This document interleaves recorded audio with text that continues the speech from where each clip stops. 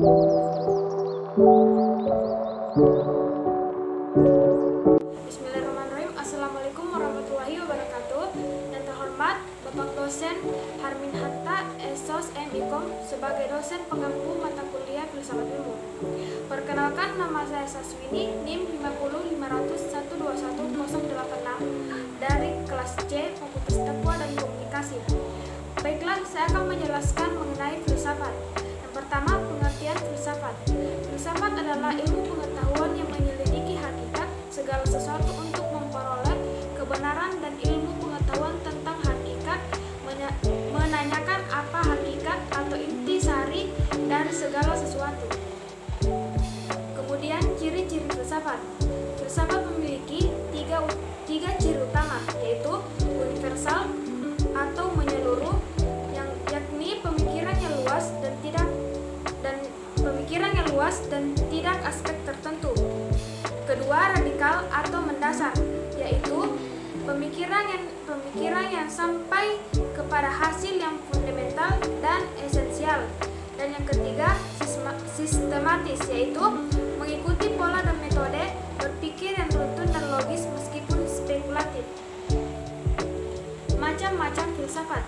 Pertama, filsafat sosial, yaitu mengkaji manusia dengan kedudukannya sebagai makhluk sosial. Yang kedua, filosofi biologi, yaitu meneliti manusia dengan unsur raganya. Dan yang ketiga, filsafat antropologi, yaitu meneliti manusia dengan unsur kesatuan jiwa dan raganya. Yang keempat, filsafat etika, yaitu meneliti manusia dengan unsur kehendaknya untuk berbuat baik dan buruk. Kelima, etika, yaitu mengkaji manusia dari unsur raganya. Yang keenam, filsafat agama atau mengkaji manusia dengan unsur kepercayaan terhadap spiritual dan lain-lainnya. Kemudian cabang-cabang filsafat. Yang pertama, ontologi, yaitu seringkali disebut dengan istilah metafisika, merupakan salah satu cabang ilmu filsafat yang menjelaskan mengenai hakikat segala sesuatu yang ada. Yang kedua, epistemologi, yaitu merupakan salah satu cabang filsafat yang mengamati tentang asal mula, metode-metode, susunan dan sahnya sebuah pengetahuan. Yang ketiga, aksiologi, yaitu berbicara mengenai nilai dan kegunaan dari segala sesuatu yang berkaitan dengan kaidah pengembangan penggunaan ilmu pengetahuan yang didapatkan. Dan yang keempat, logika. Logika adalah salah satu cabang filsafat yang berbicara mengenai aturan pemikiran supaya adanya aturan tersebut bisa diambil kesimpulan yang benar.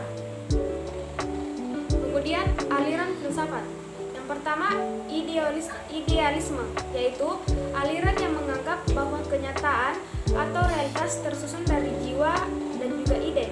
Yang kedua, rasionalisme, yaitu suatu aliran yang mengedepankan Allah sebagai sesungguhnya sumber pengetahuan yang bisa dipercaya.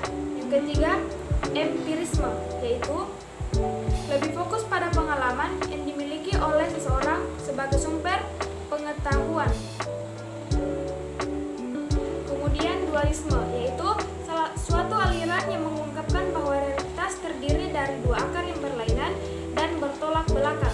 Kemudian positivisme, yaitu aliran yang satu ini muncul pada abad ke-19 yang dimana dasar pemikiran ini bersumber pada pengetahuan yang berasal dari apa yang diketahui pasti dan hal yang nyata.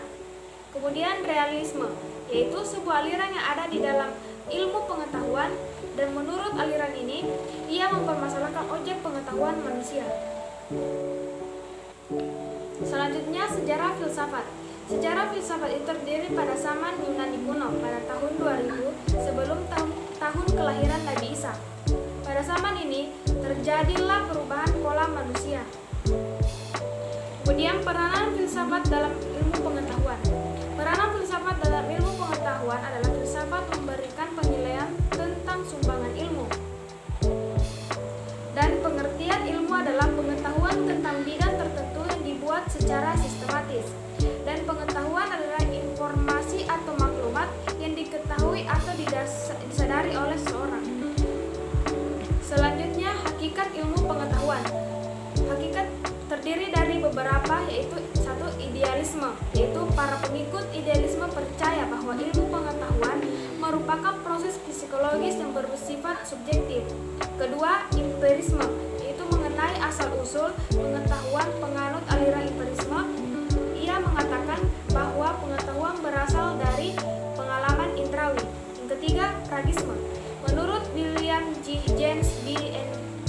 dan C.S. Priestley yang menganut pahaman pragisme, esensi pengetahuan terletak pada aplikasi praktisnya dalam kehidupan. Pengetahuan ada membawa tindakan. Sarana berpikir ilmiah dalam filsafat ilmu. 1. Peranan bahasa dalam sarana berpikir ilmiah, atau bahasa merupakan alat komunikasi verbal yang dipakai dalam seluruh proses berpikir ilmiah. Kedua, peranan matematika dalam berpikir ilmiah. Untuk melakukan kegiatan ilmiah secara lebih baik, diperlukan sarana berpikir, salah satunya adalah Marx. Ketiga, peran statistika dalam berpikir ilmiah, yaitu konsep statistika sering dikaitkan dengan distribusi variabel yang ditelaah dalam satu populasi tertentu. Baiklah, kita dapat menyimpulkan dari semua materi ini, yaitu kesimpulannya, istilah filsafat berasal dari bahasa Arab yaitu falsafah, atau juga dari bahasa Yunani yaitu filosofia atau philen, cinta dalam sophia, kebijakan. Jadi bisa dipahami bahwa filsafat berarti cinta kebijaksanaan. Macam-macam filsafat yaitu sosiologi, biologi, antropologi,